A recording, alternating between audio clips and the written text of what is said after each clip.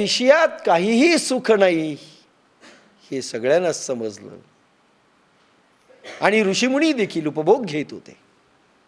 हेही सांगितलं. कोणी सांगितलं घ्यायचं नाही? कर्दम ऋषी लग्न झालं आणि लग्न झाल्यानंतर कपिलांचे हे येते. कपिलांचे महर्षी कपिल त्यांचे वडील. लग्न झालं, अरे हनीमून काही करायचं ना, विसरले, समाधीमध्ये गेले की लागली समाधी तंद्री.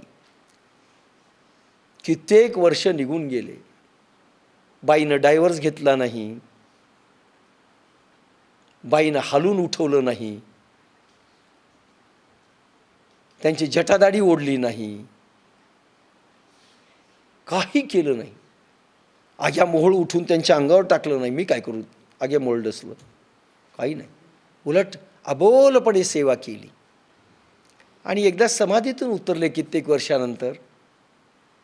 तू कोण विसरले ना, मी तुमची धर्मपत्नी. केव्हा लग्न झालं? इसवी सन 1925. आत्ता 2007 लागले. बापरे, तू सांगितलं नाहीस. कसं सांगणार? निमूटपणे सेवा केली. ठीक आहे, काय इच्छा आहे? तुमच्यासारखे पुत्र पाहिजे. All right. ध्यान सोडलं. त्यावेळेसचं जे विमान निघालं होतं ना, ते विमान पुन्हा जन्मलं नाही. आज अमेरिका तयार करते एक गावा एवढं विमान की पूर्ण गाव त्या विमानात बसलं पाहिजे. पूर्ण गाव. 2 विमानं आली होती. एक अयोध्येतून विमान भगवान रामाने उडवलं. पूर्ण अयोध्या नगरी वैकुंठात घेऊन गेले. आणि तुकाराम निर्मिती करणार होते, जे देहूगाव गेलं नाही. सगळ्याला नेतो सदैव वैकुंठ. आणि तिसरं कर्दम ऋषींनी तयार केलं होतं, पण वापरायला कोणाला दिलं नाही, कोणाला नेलं नाही. ओनली हम दो हमारे बाकी. तिथे काश्मीर सारखे झरे होते त्या विमानात. असं वर्णन आहे भागवतमध्ये, महाभारतामध्ये पहा कथा. उपवनं होती, बाग बगीचे होते. काम करणारे, भांडी घासणार होते की नाही? येस होते. सगळं निर्माण केलं होतं. नाही नाही, नाही तर आम्ही कसं काय जायचं? कपडे धुवायला येस, लॉन्ड्री होती. प्रत्येक गोष्ट होती. सुंदर महल होत तयार केले त्यांनी. 9 पोरी आणि 1 पोरग कपिल सगळे झाले. थोडं नाही, एवढा मोठा लटांबळ तयार केलं. आणि विमानातच सगळं प्रवास. काय कॉस्ट असेल, काय पैसा दिला असेल माहिती नाही. पूर्ण विमानात उड्डाण. ते पडलंही नाही, डिफेक्ट झाला नाही. आजच्या काळात डिफेक्टिव्ह विमान होऊ शकतं. मिग विमान तर हमखास पडतं.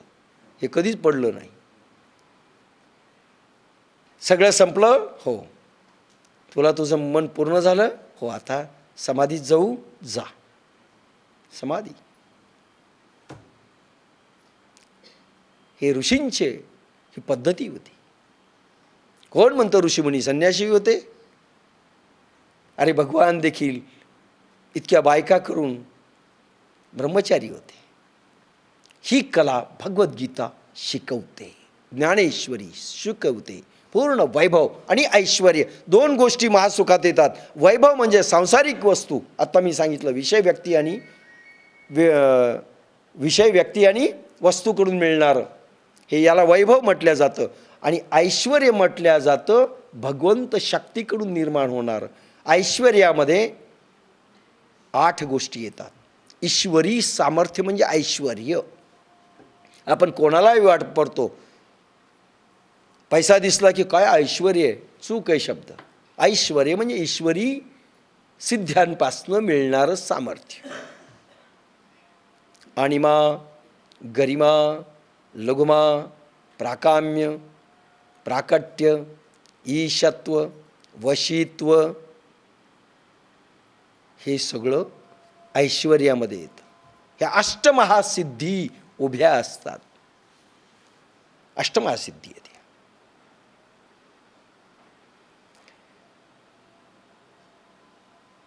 मारुती रायाने शेपटी अशी जड केली, अर्जुन उचलू शकला नाही. अंगदानी पाय रोवला, रावणाच्या दरबारामध्ये तो पाय रावण उचलू शकला नाही. गरिमा नावाची शक्ती आहे, वजन, महिमा, अणिमा.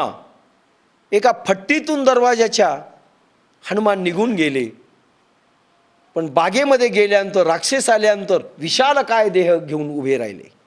महिमा, अणिमा, करिमा, लघुमा, महिमा या सिद्ध्या आहेत. ह्या सगळ्या अष्टमहासिद्धी उभ्या राहतात. त्याला काय कमी हो मला सांगा, काय कमी? म्हणून सर्व सुख मिळण्याकरिता भगवद्गीतेची धडपड आहे. आम्ही फक्त भगवद्गीता वाचण्याचा ग्रंथ ठेवला आहे, पूजेचा ग्रंथ ठेवला आहे, आणि पारायणाचा आणि प्रवचनाचा ग्रंथ ठेवला आहे. काहीही संबंध आमचा येऊ देत नाहीत, आणि कुठलेही महाराज येऊ देत नाहीत या सिद्धांशी आणि या प्रकाराशी. फक्त प्रवचन, फक्त प्रवचन, फक्त गप्पा. आणि नीतिमत्तेचा ग्रंथ करून ठेवला ज्ञानेश्वरी आणि भगवद्गीता, की दासबोधासारखा. चांगलं वागावं, चांगलं बोलावं, चांगलं राहावं, छान छान दिसावं, इकडून तिकडे बागडावं, 2-4 माळा ओढाव्यात, 2-4 गप्पा माराव्यात, संपलं. 2-4 महाराजांच्या पाया पडावं, संपला अध्यात्म. आणि भगवद्गीता कंठस्थ झाली, खुश. स्वतःची पाठ बडवायला दुसरे येत नाहीत, आपणच आपली बडवायची. हम तर गए. तैसे सर्व सुखे सहित दैवची मूर्तिमंत. आता इथे अर्थ समजेल. सर्व सुख घेऊन, अष्टमहासिद्धी, ऐश्वर्य आणि वैभव दोन्ही प्रकारचं सुख घेऊन येईल. हे पहा, वैभव कसं मिळेल? अष्टमहासिद्धी रक्तात निर्माण झाल्यानंतर केवळ सात्विक रक्त आपल्या रक्तात राहील. तमभाग आणि रजभाग जे तुम्ही प्रयोग करतायत हे रक्तातून निघून जातील. मग कोणता भाग येईल? सात्विक भाव येईल, सात्विक भाग येईल. मग दैवी शक्तीचं अवतरण होईल. सात्विक भाग आल्यानंतर काय होईल? शुद्ध सत्व प्रगट येईल, आणि शुद्ध सत्व प्रगटले की सिद्ध्या सुरू होतात. रक्त चमकलं पाहिजे, फक्त गुलाबी झालं पाहिजे एवढंच नाही, आणि तेही 14.5% हेमोग्लोबिन ठेवून, कमीत कमी 13% वर ठेवून चमकलं पाहिजे. लाख लाख लाख लाख असं शुद्ध सत्व. तिथून पुढे स्टार्ट होतं अध्यात्म.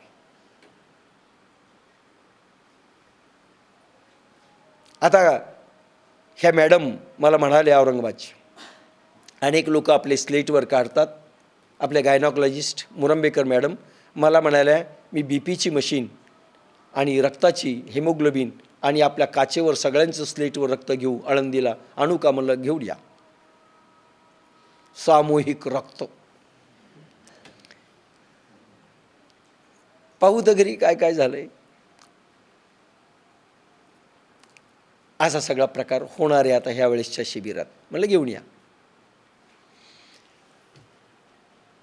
काय म्हणलं?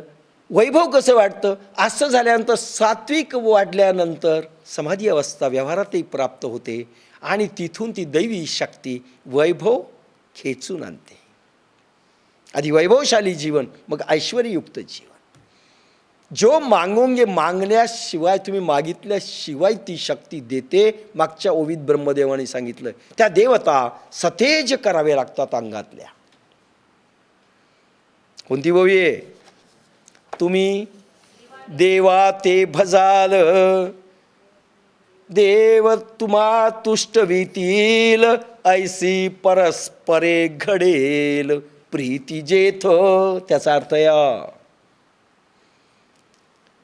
वैभव आणि ऐश्वर्य संपन्न आपल्या भक्ताला भगवान करून देतो.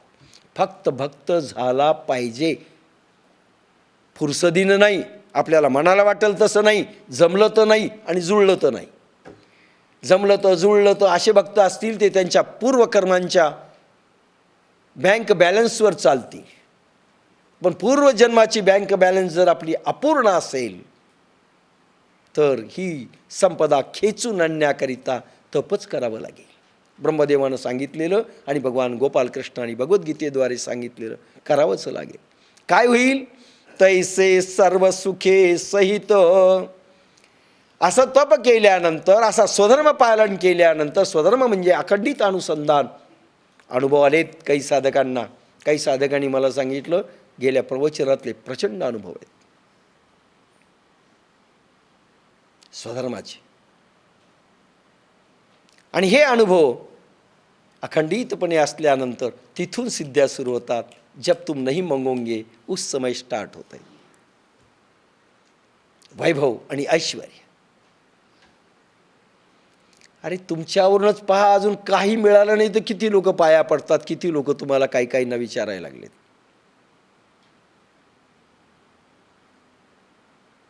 ह्या जन्मीचं आहे बँक बॅलन्स, मागच्या जन्मीचं नाही. महाराजांचा पुत्र महाराज नाही झालाय, साधी साधी माणसं झाली कुठल्या कुठे. अजून तर खूप वैभव यायचंय समोर. तैसे सर्व सुखे सहित दैवची मूर्तिमंत. मूर्तिमंत प्रत्यक्ष भगवान, सर्व सिद्धी भांडार ऐश्वर्य संपन्न युक्तता घेऊन आपल्या भक्तावर ते प्रचंड पखरण करतो, पसरण करतो.